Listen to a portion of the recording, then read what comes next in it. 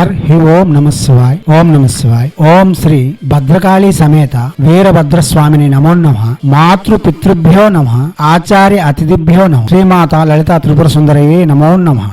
శివశక్తి స్వరూపులారా, ఇప్పుడు యోగిని మంత్ర పరంపరలో రెండవదైన కపాలిని నాగలక్ష్మి మంత్రం గురించి చెప్పుకుందాం. కపాలిని, కాళీ, కపాలిని, క్షుద్ర ఇవన్నీ కాళీమాత యొక్క రూపములని మనం ఇంతవరకే చెప్పుకున్నాం. ఈమె కూడా కాళీమాత రూపమైనప్పటికీ లక్ష్మీదేవి యొక్క వైభవంతో కూడి ఉండి కాలమును నియంత్రించు నాగశక్తిగా మనకు దర్శనమివ్వగలదు. ఈమె యొక్క మంత్ర జపం చేయడం వలన మనకు కాలదోషములు నివారణ చేయబడతాయి, శత్రువులు సంహరింపబడతారు, ఐశ్వర్యము మరియు సకల విధములైన భోగములు సునాయాసంగా పొందగలం. ముందు చెప్పే ప్రసంగములు విని అవగాహన పెంచుకొని జపములకు ఉపక్రమించండి. పసుపు వస్త్రములు, పసుపు ఆసనము, పసుపు పూలతో పూజిస్తూ ఈ మంత్ర జపం చేయవలసి ఉంటుంది. ఈ మంత్రము శుక్రవారము, ఏకాదశి, పూర్ణిమ రోజు ప్రారంభించుకోవచ్చు. తంత్రయోగంతో చేయాలనుకునే వాళ్ళు మంగళవారము, శనివారము, అష్టమి తిథులతో ప్రారంభించుకోవచ్చు. తొలి సంధ్య, మరు సంధ్య, కులదేవతారాధన, ఇష్టదేవతారాధన చేస్తూనే రాత్రి 10 గంటల నుండి 1 గంటలోగా ఈ మంత్ర జపం చేయవలసి ఉంటుంది. 21 రోజు, రోజుకి 16 మాలలు గాని లేక 21 రోజులోగా 1,00,000 జపం గాని పూర్తి చేసి కపాలిని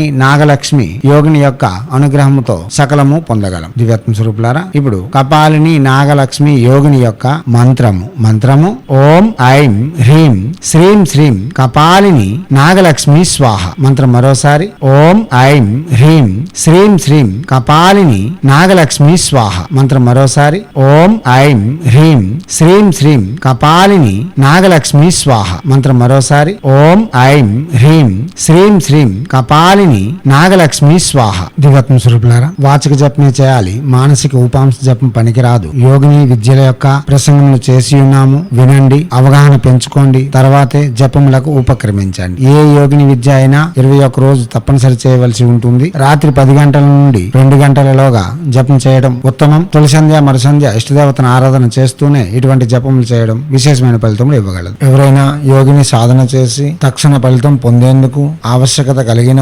ఆకర్షణ యంత్రము, యోగిని గుటికలు మరియు యోగిని యొక్క ఆకర్షణ తావీజులు, యంత్ర విధులు చేయించుకొని జపములు సాధన చేస్తాం అనుకునే వాళ్ళు మాతో ప్రత్యక్షంగా సంప్రదించవచ్చు. దివ్యాత్మ స్వరూపులారా, చేయండి, చేసి తగ్గ ఫలితములను పొంది ఎనలేని ఆనందములతో జీవితమును కొనసాగించాలని, ఐశ్వర్యయుక్తమైన భోగయుక్తమైన ఆనందపరమైన జీవితమును కొనసాగించాలని కోరుతూ హైందవ సనాతన ధర్మ ఋషులు అందించిన విద్యలు వినియోగించుకొని భారతీయ సంస్కృతి సాంప్రదాయాలు కాపాడుతూ ముందంజలో ఉండాలని కోరుతూ ఎప్పుడు మీ సేవలో రత్నశ్రీ హిందూ సేవ సమాజ్ ఆచార్య భీమసింగ్ రేక్మర్ ఆర్ అప్ నిఖిలానంద సాగర్ మహారాజ్.